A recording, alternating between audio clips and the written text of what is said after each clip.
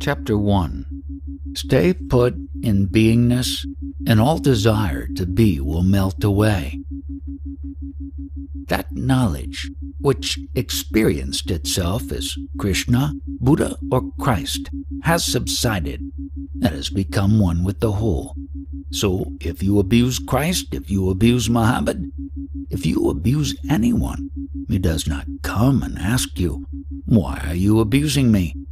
Because that knowledge, that experience has mixed with the totality. Similarly now, you may be a very great person. You might be a dictator of the world. But when you go to sleep, you forget what you were.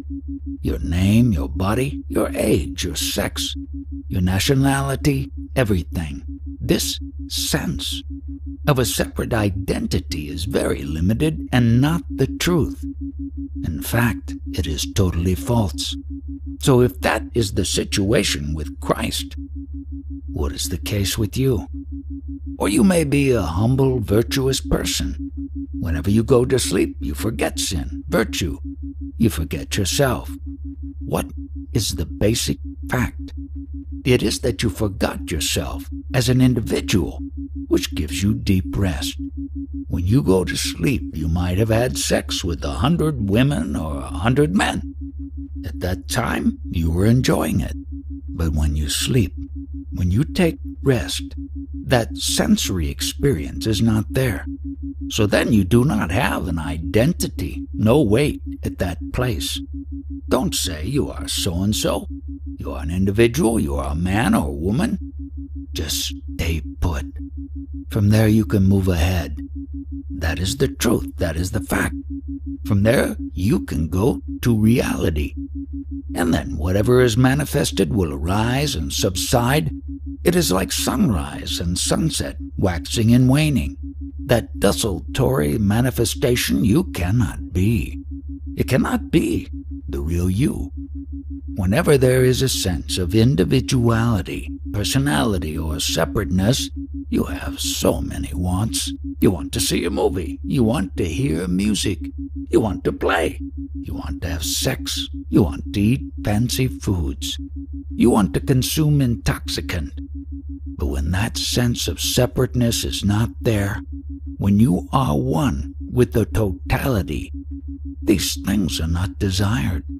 And spirituality, or what you call religion, is mainly to understand this, that you don't require anything, that you are a part of the totality, or reality. When you grasp that, you don't have any of these needs. But so long as you are separate from things, you need everything. To exist as a separate individual constitutes the entire problem. And all of these things, the various sense caterings, all reading, search for knowledge, for pleasure, everything is related to that. Once all that subsides, there is no more problem. Then the bliss you experience is true bliss.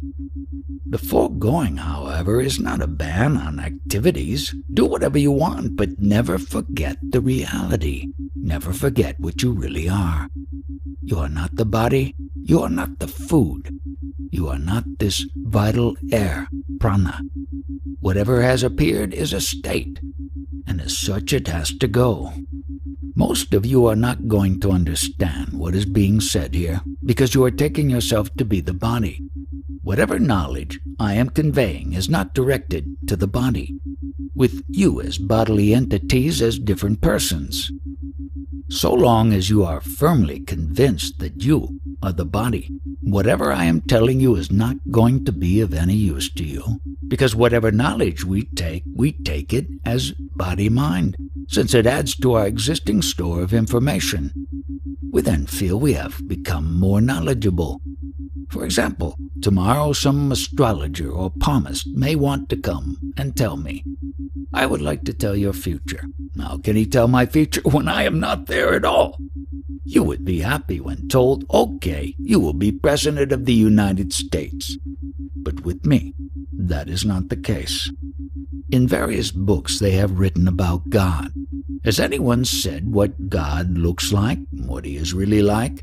Has he got a shape, certain qualities? A God with attributes is still time-bound. Once time comes to an end, even his knowledge of being God vanishes. Just like a beggar, dressed as a king, he may feel as a king so long as he wears king's clothes. Once he throws away the clothes, he knows he is a beggar. When we talk about God, we are referring to attributes: loving, omnipresent, omniscient, and so on. Yet all that is still time-bound. Once that experience goes, what is there left? Well, anything that has God attributes cannot be lasting. This is very clear to me. So what then can I ask for myself? Whatever behavior exists in this world, it is because of attributes, tendencies. For example, a person goes through 4 marriages and divorces in a month. Now that behavior stems from tendencies, qualities. But that which witnesses this behavior is beyond attributes. When that witness itself, which is I am, subsides, what remains? With the witness gone, all other things have disappeared too. By the same token, upon the arising of the I am, the whole of manifestation takes place. These two are not separate. They are one. I am is the witness. The entire manifest world is there because of this. That which is doing all this are the tendencies or attributes or Maya, just like the sun and its rays. If the sun is not there, the rays are absent. Similarly, if the witness is not there, the manifestation or Maya is not present. When I am arises, everything appears. When I am subsides, everything subsides. Now this is what I am trying to tell you, but you want something else. You want something about your future, something which is part of manifestation. But I am trying to hit at it. You have been seeing me right from 5:30 in the morning, working, talking, and doing all that. But nowhere am I aware of myself as a yoni, as something different. On the other hand, I have not forgotten the child of many years ago. Now, 82 years back, I had the childish knowledge, the incomplete knowledge which was born from the ignorance that I was born. Until the age of 3, I did not know anything. After that age, I was struck by my mother with what is a word. You know, concepts. And out of these concepts, everything else came.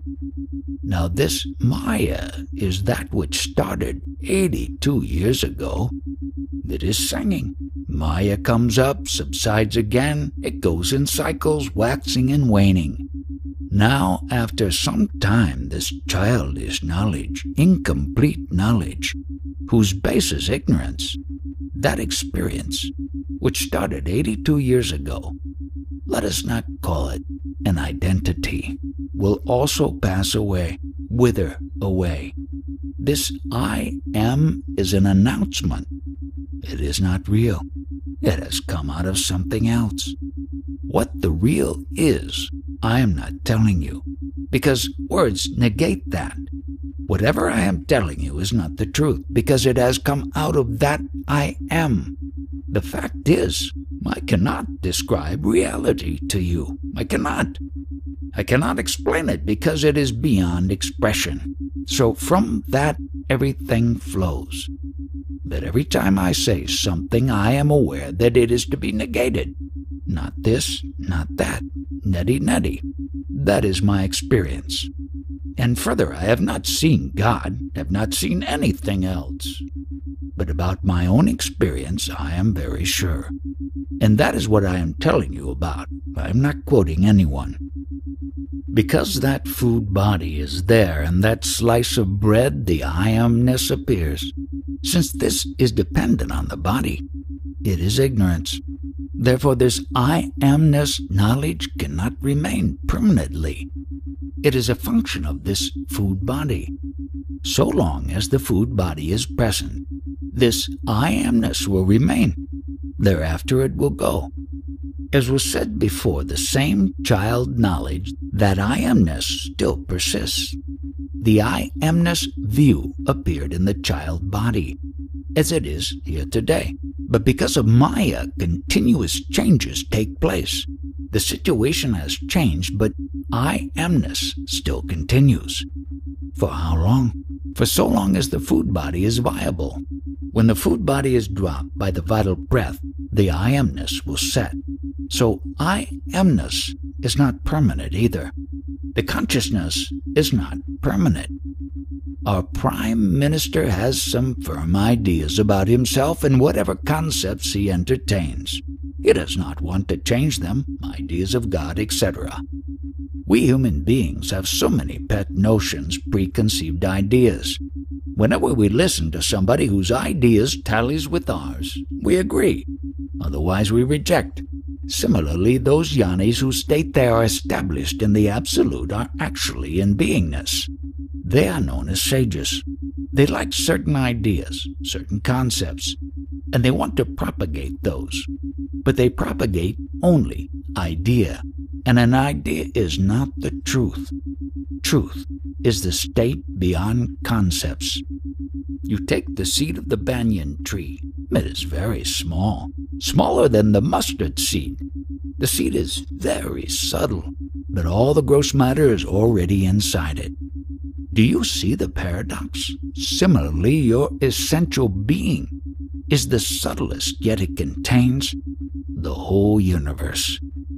Another point is, what do you mean by seed?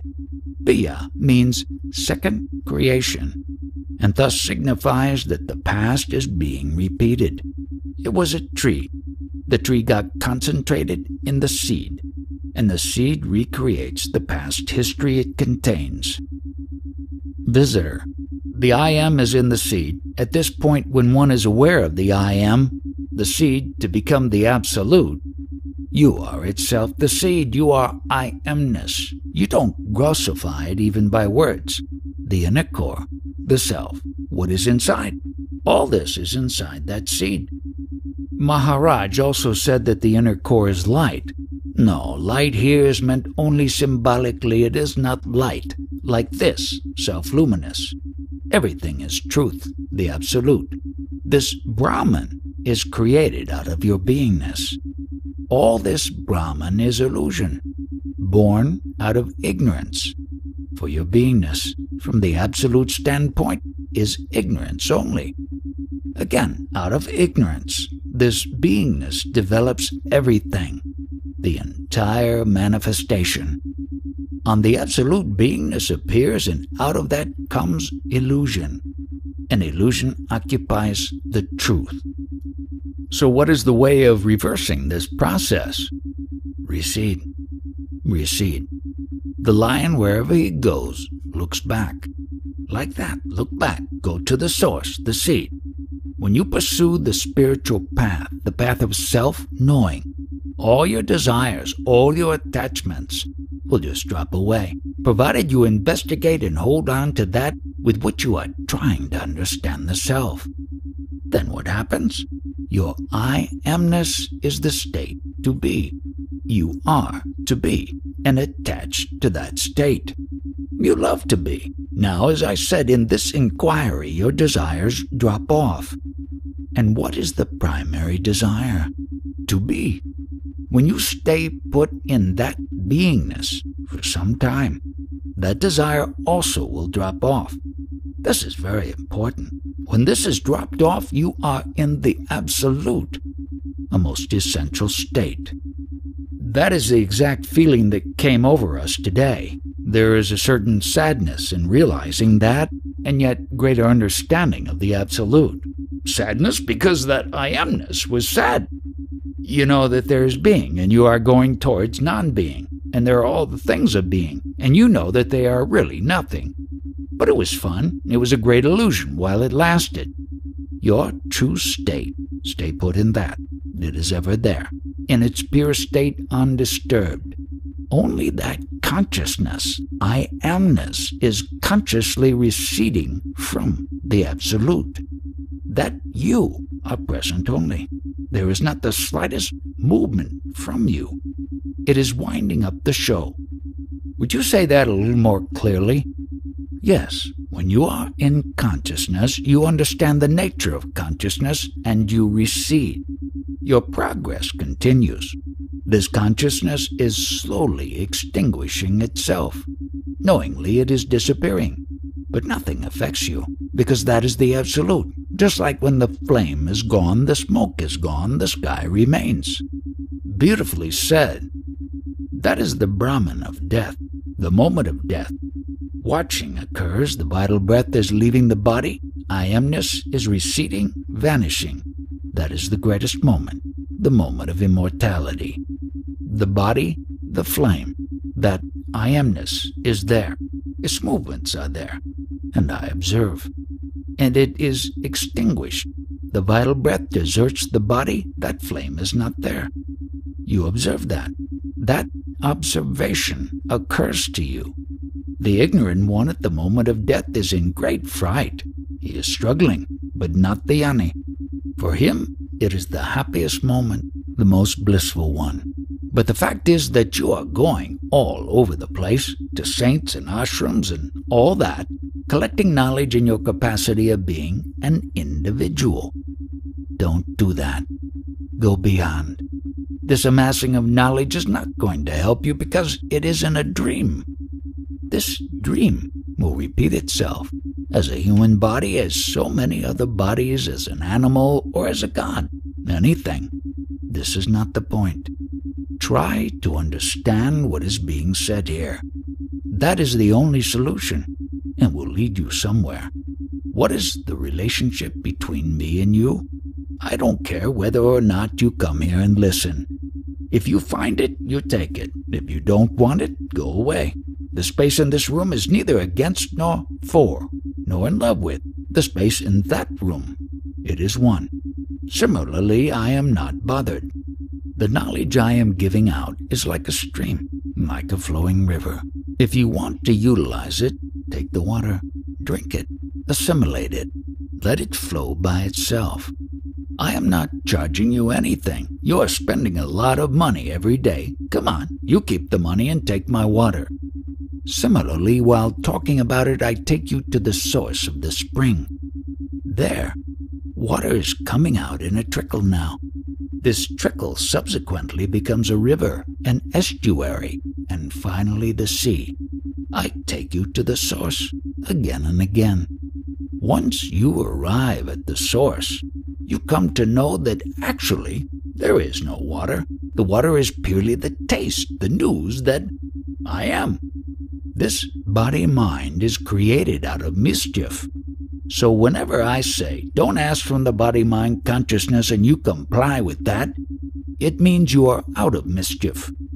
You will not ask any more mischievous questions. After listening to these words and understanding their meaning, stay convinced that you are that. You are the totality. Then, out of that, tremendous blessings will come your way. You become a Mahayuk, that is, you merge into yourself, union with yourself. There is only one principle. The principle is that you are. Because you are, everything is. Hold it firmly to yourself. What is your aim? Do you really want what I am talking about? You have heard what has been said. Now live accordingly and remain with it. You are indulging in worldly activity continually. Now, before you go to sleep, forget about all that and start reflecting on reality.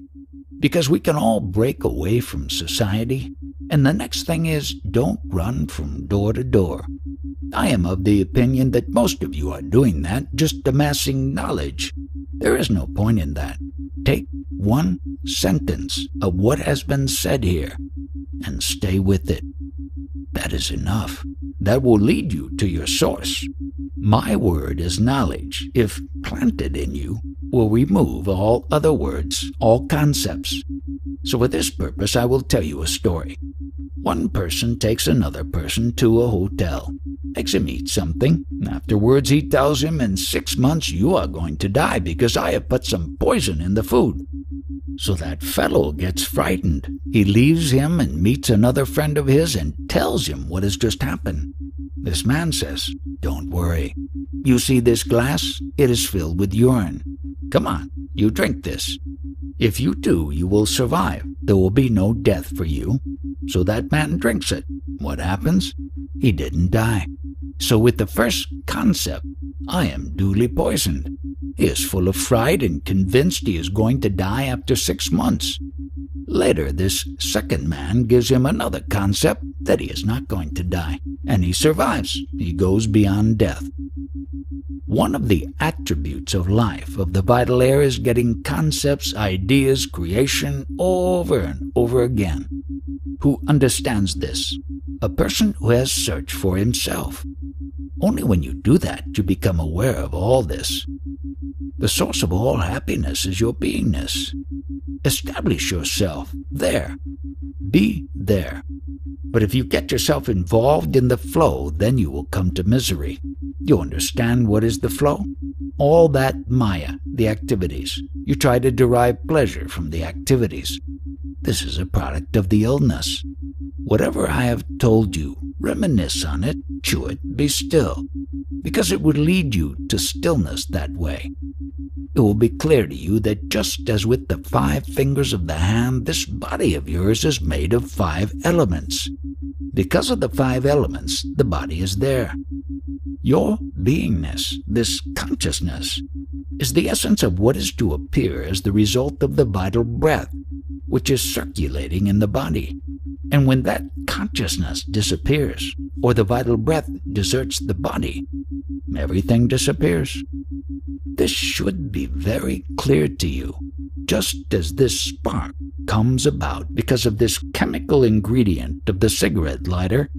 Everything is present only because this food is there. So you understand that your I amness or consciousness is there because of this food body, and because the vital breath is there. And you will be able to watch all these elements, your body, the vital force, and your beingness. When you are in a position to watch all that, you get established in reality. One can get rid of habits only with considerable difficulty. Once the habits are formed, it takes quite some time to get out of them. Similarly, although you have got this knowledge now, what it gives you, you don't know yet, because you have been associated with the body-mind for such a long period. To get rid of that will take some time. But for you to become established in the knowledge, reflecting and meditating on it is very essential. For that, it is necessary to quit one habit you are normally given to and substitute another habit. Now, what is this substitute habit? It is to think constantly that you are not the body. For example, if you observe yourself in a quarrel with somebody, observe and understand clearly that there is a quarrel started by your mind, but you are only its witness. If you don't participate, whether there is a quarrel or not is no longer a concern. All the worldly activities happen through your mind. If you think, I am the body-mind, then you are doomed. When you are absolutely one with Brahman, you don't resort to mind. There is no sound, or you cannot talk. You stay put or keep quiet. To talk, you have to take advantage of this instrument, the mind. So you need to get a little detached from Brahman. Then only the talk can come out. Chapter 2. Whatever has sprung from the 5 elements is sheer ignorance. The knowledge I am is the same in all sentient creatures, whether it be an insect, a worm, or a human being, or even an avatar, the highest kind of being. I do not consider this basic consciousness in one form as being different in any way from the consciousness in another form. But in order to manifest itself, consciousness needs a base, a particular construct in which it can appear. That base can be anything. It can be any form, but the manifestation can only last so long as that particular form endures. And until that consciousness appears, there cannot be knowledge of any kind. in sum, knowledge depends on consciousness, and consciousness needs a physical matrix or form. One must also consider the importance of the word. The thought arises from the vital breath and expresses itself in the word. Without words, there could not be any communication in the world. In fact, there could not have been any activity, any busyness, or business, for that matter, at all. The world goes on because of the word and the name. People could not have been identified without name. So the word and the name have great importance. The principle of naming every possible thing has been carried forward to the extent that even God had to be given a name, and that name, when repeated, has a certain significance. At an early stage of one's spiritual development, there is no method, no sadhana, more important or effective than repeating the name of God. Now there exists no particular reason for the coming about of this consciousness, so there is no explanation for how this seed, this consciousness or knowledge I am, has arisen. But once it is in existence, it cannot stand still. That is, consciousness is tantamount to movement, and all movement takes place through the gunas, which are inherent in the knowledge I am. This consciousness keeps on humming and expresses itself through the three gunas. These gunas act according to the form which has come about, and that form has resulted from a particular food. Behavior and action result from the combinations and permutations of the three gunas. When people first come here, I always tell them that they come with the purpose of showing off their knowledge or trying to draw me into an argument. So I am aware of that, but I am even more strongly aware of the fact that such people have not got the slightest idea what they are talking about. I call it pure ignorance. It is for this reason that I say, don't ask any questions.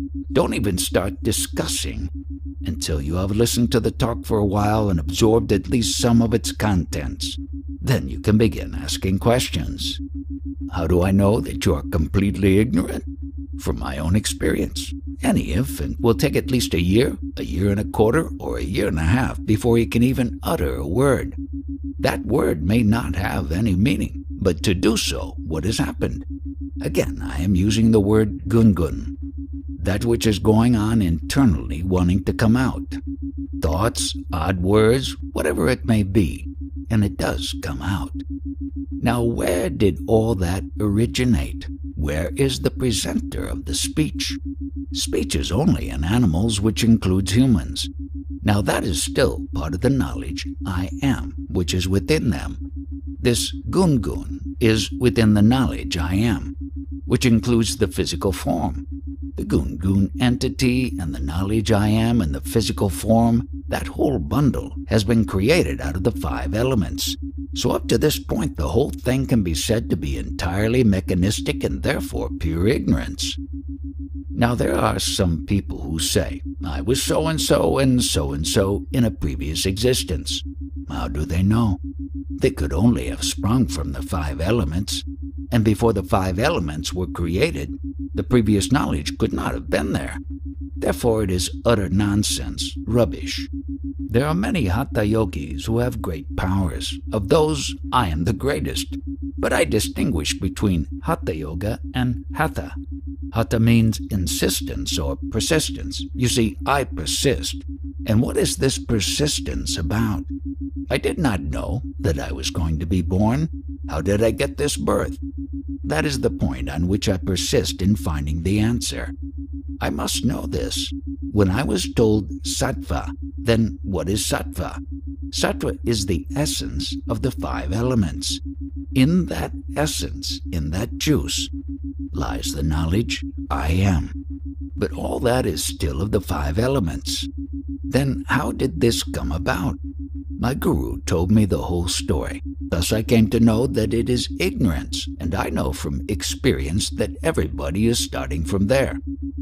Thus, whatever has come about is sheer ignorance, and we are nothing more. That is what my guru told me.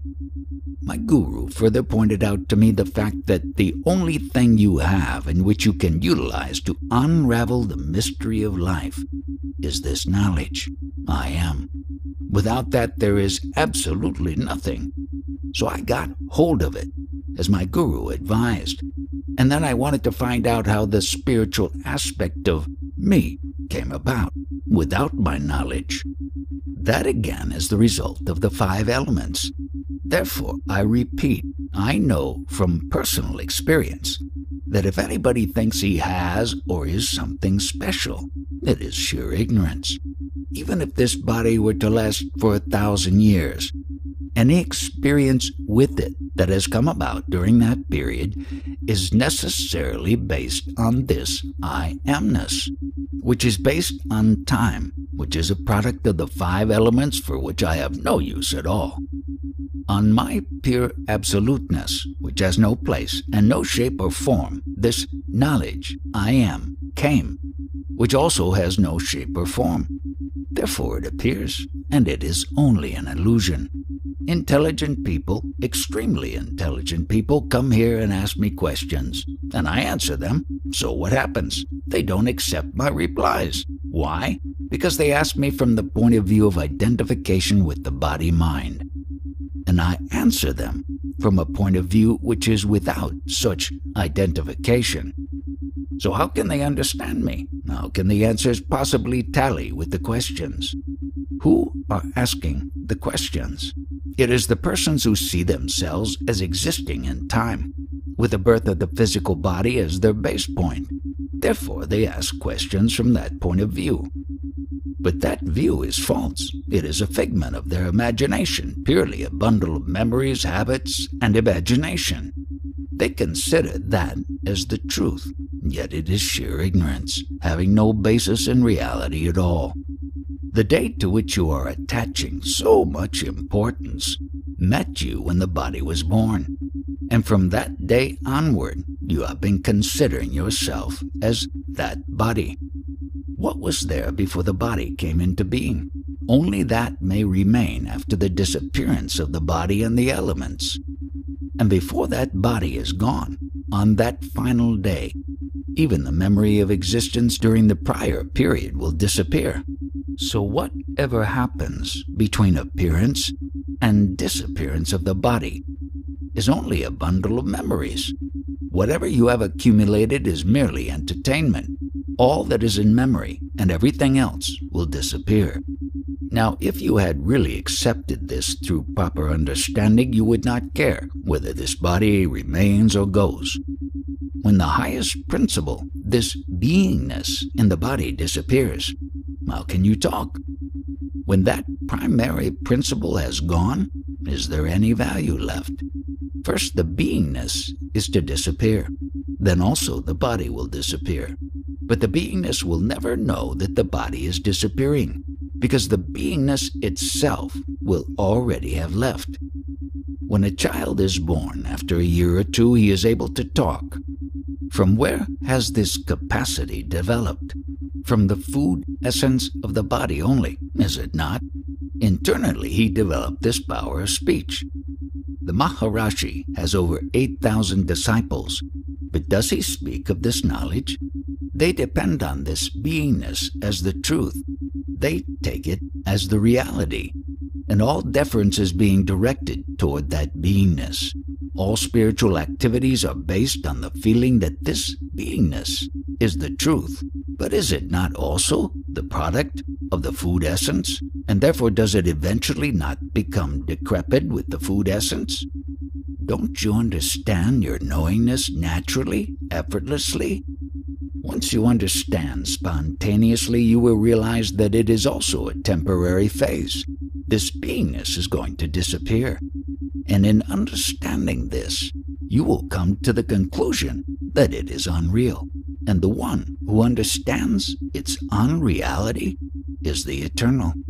Now, continuing to explore this vein, can you hold on to some identity that is exclusively yours, that will not disappear? Without the help of some food essence, can anybody talk? And can anybody incarnate himself without the help of a body? Now I have been invited to go by car to talk to the people of a village. Will anybody be able to understand this kind of talk, what I am driving at? The problem is, after such a talk, might the people not obtain my address and come to get me? No, the locals may not. They are not such type of people. But the foreigners may try to attack me because I am criticizing Christ. I have indicated knowing the true position of Christ because he talks about the same thing. What was done to Christ might happen to me also, because Christ started telling the facts, the truth, and people got enraged and crucified him. They dared to shed his blood. Since my talk will be beyond the scope of this understanding, some of the audience may become very upset and disturbed. They will say, "It's no use, we must finish him off." It is because of the command of my guru that I am doing this, participating in all these talks.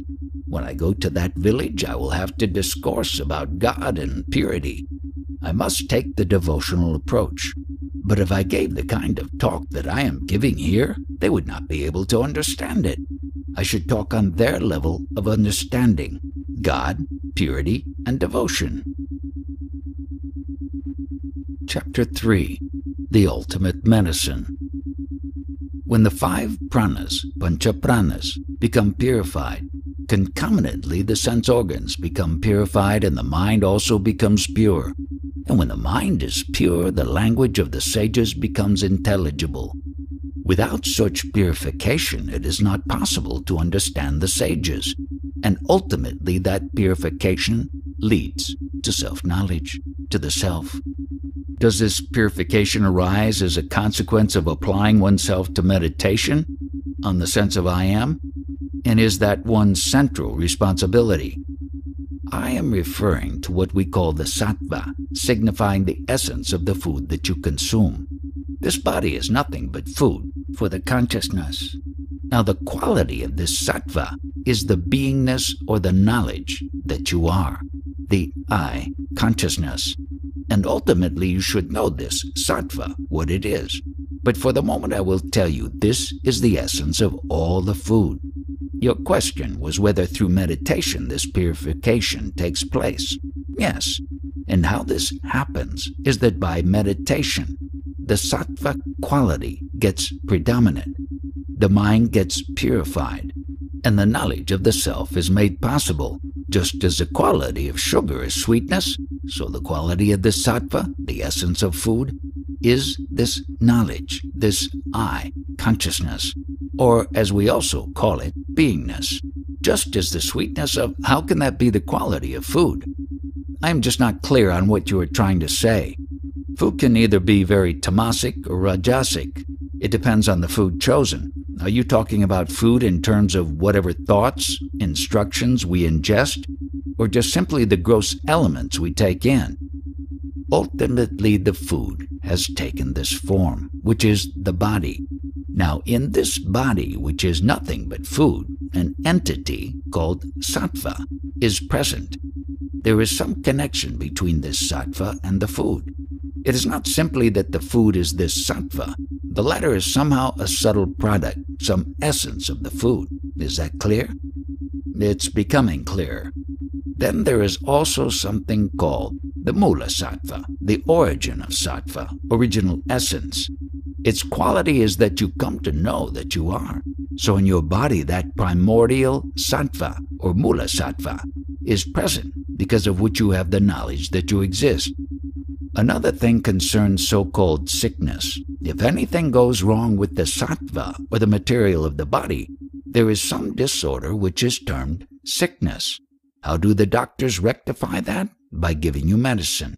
The medicine is also a kind of sattva, so that medicine rectifies this disorder and then the sickness is cured. Sometimes, actually this beingness or knowingness itself is the misery, prior to the appearance of the beingness. You did not have any problems. They started only after its appearance. To repeat, with the form, the beingness appeared, the knowledge that you exist, and along with that came all the problems. So this knowingness or beingness is nothing but misery. Any comment on this? Do you agree? I agree with that, yes. Sometimes I feel that illness arises as a lawful consequence of what people do. At other times it just seems to be something built into the body that we do not understand, and it just arises.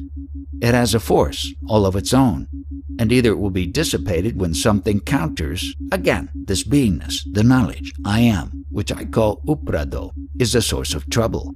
As I said in the morning, as the result of happiness, this source of misery has also begun. In this upadro, in this primary essence, lies the knowledge, I am. You know that you are. I have no argument with this. You see, the quintessence of this body essence is ultimately the knowledge, I am, that is sustained by this food essence body. Do you follow? I follow it. Now, this quintessence that is the knowledge I am, in the period of a day, there will be moments when miseries are experienced by it, because it is in its very nature to experience those. Thus, with the appearance or happening of this I amness, miseries are bound to follow, a natural corollary. They usually outweigh the pleasures. This beingness has two aspects, deep sleep and the waking state. I amness means that the waking state is there or the deep sleep state is there. So, how do you mean I amness signifies the deep sleep or waking state? I don't understand that. You know in the waking state that you are. In the waking state, yes, I know that I am. When you go to sleep, you do not know that you are. Isn't that so? That's true. So that means these two aspects of I amness are always there. In deep sleep, I amness is forgotten. And because it is forgotten, you are completely relaxed and at peace with yourself. During the waking state, to know that you are is itself a misery. But since you are preoccupied with so many other things, you are able to sustain that waking state. This quality of beingness, the knowledge I am, cannot tolerate itself. It cannot stand itself alone, just knowing itself. Therefore, that Rajoguna is there. It takes the beingness for a ride in various activities, so that it does not dwell only in itself. It is very difficult to sustain that state. And Tamoguna is the basis quality. What it is doing is that it provides one with the facility to claim authorship of all the activities. The feeling, I am the doer. Rajoguna takes one into all the activities. And Tamoguna claims authorship or doership for those activities. But understand fully that whatever is happening takes place because of these three qualities. Sattvaguna, Rajoguna, and Tamoguna. They are not your doings. You are completely apart from that. I stress that time and again. This is the play happening in these three gunas.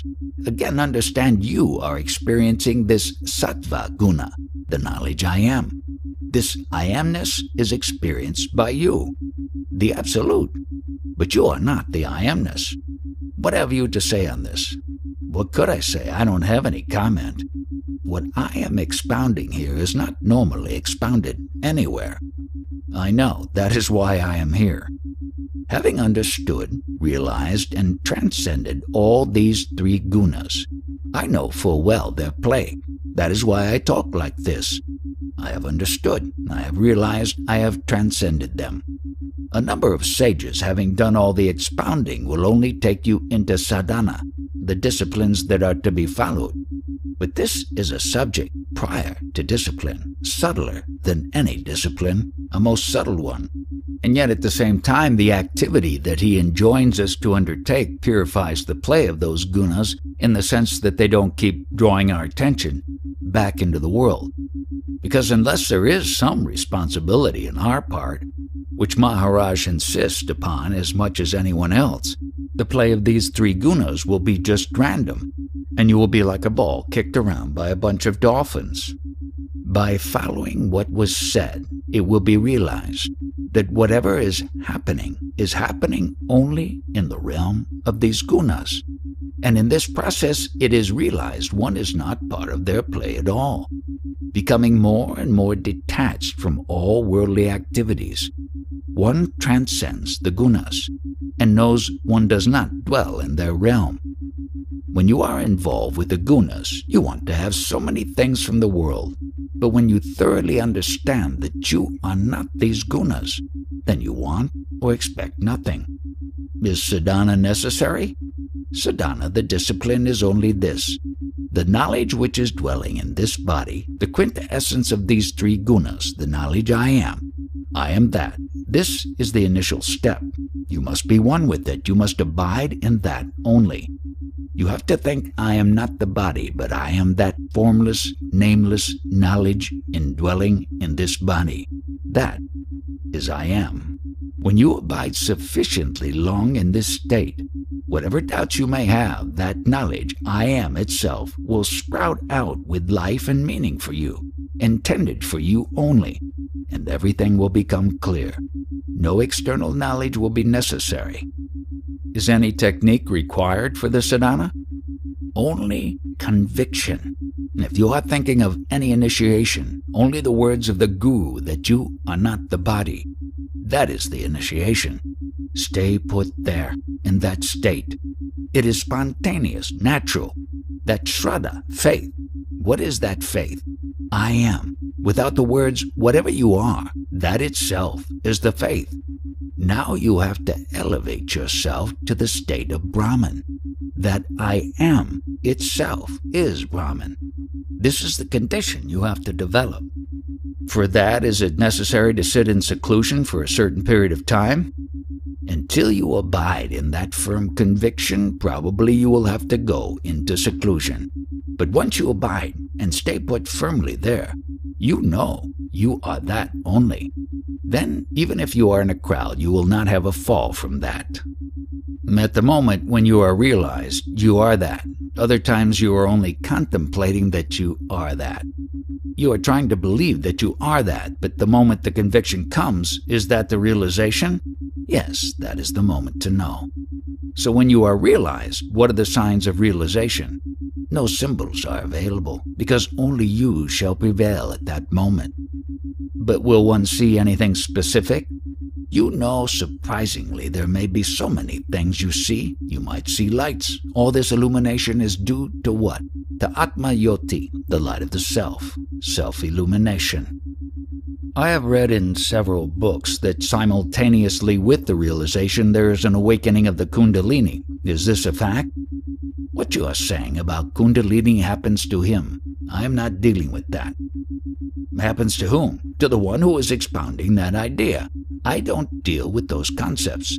That is Muktananda's sphere. And several other people say the same. My approach is different. I don't expound that. Is the result not the same? Whoever attained realization, we are merely told about it. But there is no actual proof. We are told by the realized yogis that whenever they got realization, supernatural powers were acquired. Strange lights appeared to them, they went into a different sphere. Something terrific happens to them at the time of realization. You might also have visions of various gods, anything might happen, but that does not mean that you should dwell on those concepts. Yes, but can those things happen?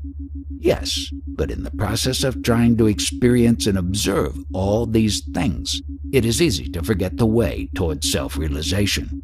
Those people are studying, as it were, on the TV screen. That means they still want to be in an experiential state. They do not transcend that. What Maharaj is expounding, speaking the language of the Gita, is it Jnana Marg? No, not the Jnana path. Abidance in knowledge is different. Jnana Marg means you are walking a path. Your destination is the knowledge I am. Abidance in that knowledge. That is, according to the Gita, Jnana. Marg means you are always trying to walk. I do not want to do any walking. When you talk about path, you think the destination is far off and you have to walk there. The point is that you are right at the destination. So where's the necessity of any path? Is it easily attainable? Spontaneously, it is the natural state, the destination. Unfortunately, you are connected with various types of concepts and you are bogged down in the quagmire of those concepts. As it is, you is most spontaneous and natural. Again, I will put it another way. In the Gita, I do not want you to seek support in anything external. There are only two entities, you and me. Don't introduce a third person or a third support. The dialogue is strictly between us.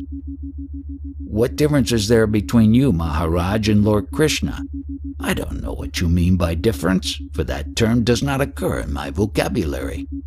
So if I quote Lord Krishna of the Gita, for my own satisfaction is it? If you don't enlighten me, who else will? The knowledge you is Lord Krishna. Okay, so my knowledge, that is Krishna. My knowledge is that devotion is the easiest way, and either Rama, Krishna, or anybody, even Guru.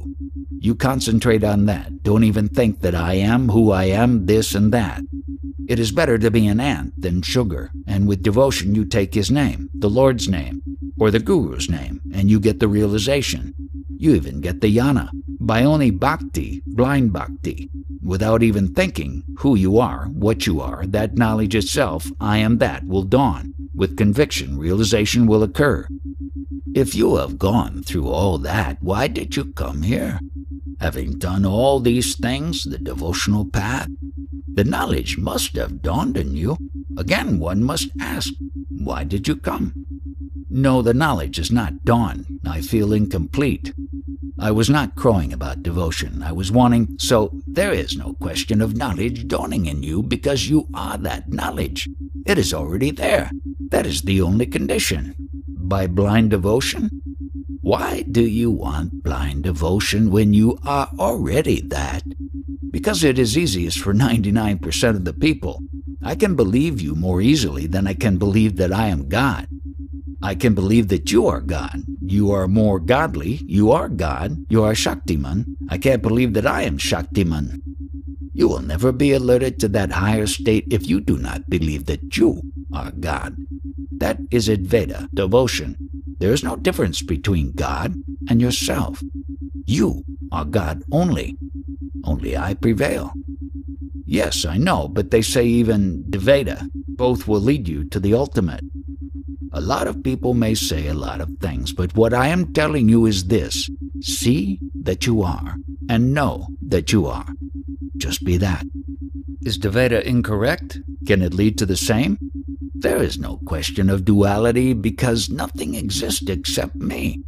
Only I exist. I deal only with that highest, whatever it is. In the lower, everything is true on that level. But I don't deal with that stuff at all. I don't expound the initial stages. That time is over for myself. If anybody places full reliance on my words that you are the Brahman, you are everything, that itself will transform you. Whatever I am is the result of my prarabdha. What is that prarabdha, that destiny you are talking about? I know of no prarabdha, no destiny. In the initial stages in the kindergarten thinking of spirituality, I used to say that to one who is receiving primary initiation into spirituality. For him, these lessons are good enough, but not for my sadhana. For an advanced course in spirituality, I will not explain this. These concepts are rejected. If you don't like my teachings, whatever I say, you may blame me and are free to leave here. Can a man shape his destiny? I have said already, I don't believe in destiny. If you have been on the path of devotion, where is the necessity of destiny at all? With devotion, individuality has transformed itself into Brahman, the manifested. So how is the destiny needed for that? That Brahman state, the manifest Brahman, is not subject to any destiny. Is there any question of something good or bad happening to that Brahman state? He who is not one with the Brahman and still thinks he is an individual will always be thinking that something good or bad is going to happen to him as an entity conditioned by body-mind. What have you got to say? Your comments, sir. One of the things that I feel very strongly is happening in the West through the Eastern teachings from such representatives as Maharaj and Ramana Maharshi is that people are so aggressive in attaining things. And when they get bored with attaining material benefits and sexual satisfactions and all the transitory pleasures of drugs, they turn to the spiritual life. But their view of spirituality is still conditioned by the same motive for attainment. You have to understand, in the West, people go towards spirituality because they are getting bored with this objective worldly life. So one must understand what is the cause of the misery. That source you must find out. Is it not necessary? I believe it absolutely is. That's why Maharaj's teachings are so important, because it stands quite apart from the usual teachings. Second visitor. Well, I think that what my newfound friend here is still trying to understand is the same basic confusion that we're having much more recently in the West, in that people associate realization with attainments relative to this whole chakra system. And it is not that at all. You know, when Ramana Maharshi was asked about this, he would say the only center that interested him was the heart. Anybody coming here will be liquidated. He is not going to get anything. When you reach that state, the highest state, then only will you be realized. Whether you are going to attain or discard, I assure you that you will attain nothing, and you will realize that no attainment is required. Abide in the words I have spoken earlier. First do your homework, then ask questions. I would like to know from you what medicine is there which will help you to know that you are, and put to use that knowledge you are. Maharaj's instruction, that is the only medicine I know. Continue to come here if you want to investigate what you are. Track down what that you are is. Investigate that medicine you are. And don't expose all and sundry to what I have told you. Keep it to yourself. Interpreter. To many he will say, don't ask anything, but listen. By merely listening, they understand. Most of their doubts will be cleared. To that lady in the morning, he said, just listen. Don't ask any questions. That can be very effective too. In the flow of the talk, many doubts will be cleared. He is sure of that. Why is there such a divergence between different gurus, rishis, and realized yogis? Perhaps they are not realized. No, this is to be explained as follows. Although consciousness is universal in the knowledge you are, and whatever knowledge there is all common, its expression through the body and the mind is individualistic. There, everything is different. Therefore, the path expounded by each sage will be different. It is bound to be so. All those several paths they will lead to the same. Is it not that all paths lead to Delhi? The paths will be different, but the destination is the same. So you can't compare the path or what I am expounding with somebody else's. In your method, may I call it method? Have you noticed any siddhis? No, but that is my own doing because of the commands of my guru. My guru told me, although you are realized, you will have to expound knowledge only. No siddhi powers for you. I was very eager. I thought, I'll get certain powers, do miracles, remove the sickness of people. At first I was thinking along those lines as an initiate. But my guru told me, nothing of the sort for you. You have to expound knowledge only. There were to be no powers from me. And then he also told me, you must repeat all these bhajans 3 or 4 times a day. You have to do it. He said, for the sake of all the ignorant people, we have to do this. I do not want to take you by the traditional, conventional, tortuous ways. That is why my teachings are better liked by the foreigners, because none of this traditional, conventional thing is there. The worshipping, the rituals, nothing is there. That is the devotional path. But what I am giving you is Atma Yoga. I am not doing Bhakti Yoga. That is bhajans, etc. It is happening, going on by itself. Bhakti Yoga means a devotee trying to link up with God. It is not only going on here, it is going on everywhere right from the ants. This means that everybody has that bhakti. Even an ant wants to live, which is the same as bhakti. But that ant does not know it. Only a human form. My question is, even a Yani's bhajans are devoted to some god, say Krishna, which takes for granted saguna bhakti. To the interpreter, are you convinced by the answer? Then in turn you can convince me. Interpreter, what has happened is this. As a Yani he would have remained unknown to the world. That is what his guru thought. So he told him, when Maharaj asked how he could repay this debt after he got realization, "You cannot repay this anyway, but if at all you want to repay, you must do bhajans 4 times a day." Now the purpose of his guru's command was that when some bhajan goes on somewhere, people were alerted to the fact that this is a place where worship of God is taking place. Difficult path to achieve Brahman, or self-realization. Although we are attached to the whole world and are moving about in it, the root of our attachment is self-love, knowledge of one's existence. I like your teaching as it is the truth, so where is Rajneesh's moral sense and responsibility as a teacher?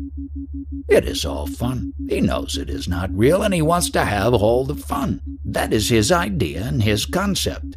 And he also wants to create a peace clan. If he is enlightened, how can he create that illusion?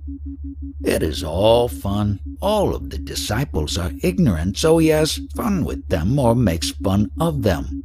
I did a lot of japa and a lot of penance, but I got nothing. I eventually found the right guru, and in a moment, I was transformed. When I met that great guru, Sadguru, unfragmented, whole, unblemished, and complete, I became that. Have self-confidence or faith. If this knowledge is totally absorbed by you, you will not need any words or sacred recitation to achieve the ultimate. Whatever is created is by the knowledge I am. Waking up happens to the body. Something was aware of this body. The witness cannot be in the absence of the knowledge I am. Who are you seeing if you are not aware of the I am? You have covered everything with this I am knowledge. The 5 elemental world is only the creation of this I amness. Is there any knowledge of the state of transition from the absolute to the I am? Don't ponder on that transition stage for the time being. Dwell instead on the fact that your own consciousness is the whole universe, and be there. Be cautious when such experiences arise that get you that experience. Be alert here to the I am, and all other experiences will be transcended. The next elevation will only come when you abide in the self. When you are convinced that all of consciousness is myself, when this conviction is firmly embedded, then only will the question of the next elevation arise. Dwell on the principle of that state for a sufficiently long time. All the greatness, significance, and magnificence of the entire world is dwelling in the principle you are, and I am. That is the prop, and that itself is the greatness. There is no other remedy, no other path, except implicit faith and conviction in the self. There is no alternative. You are still fidgety. The body does whatever it wants. You have all this excitement because you feel happy with the knowledge that you have received. Whatever knowledge you have heard and accepted intellectually, you have to be. Take it that you are that. That means no shape and no design. Whatever you see pertains only to that, to your I amness. Spontaneously it is. You are that principle. Don't try to unravel this with your intellect. Just observe and accept it as it is. When you get these experiences, etc., whatever is created by the knowledge I am. Do not pursue this path of running after experiences. Your own consciousness creates everything. Will there not be extreme loneliness from that experience of I amness? Be patient. Don't be presumptuous. You are asking a very deep question. You have to listen first, then contemplate and meditate. Only then can you ask such questions. I have experienced that complete loneliness. Seeing everything as me makes one feel very lonely. Why do you always fragment the witness? Everything is you. And that is the experience of complete loneliness. You have still not recognized that little remnant. First of all, are you fully convinced that you are not an individual? No. Then don't ask the question. Only when you are convinced that you are not a conditioned man, conditioned by body and mind, may you ask such questions. What is God? All greatness is because of the I am. There is no other path, only this conviction. This is it. The name and body arise from the I am. When hungry, if you want to know who is hungry, just observe. You think that you have understood everything, but it is not so. You are the one who is listening to all of this. Who has understood this? You are all that has ever been created. Only you are there. This knowledge is a new seed, and it is just taking root. Who is the seed? This knowledge is ancient, Sanatan. It has come from eternity. From the eternal absolute which is ever there, a seed appears. That seed is the I amness. It appears spontaneously. Its remnant is in us. This little seed sprouts and the whole world is created. If the morning talks have affected you, then any bodily disciplines will be redundant. They are superfluous and will have no effect on you. Do you remember the state that I was addressing in the morning talk? Both states are identical. Fully imbibe what I spoke to you about in the morning and become one with that.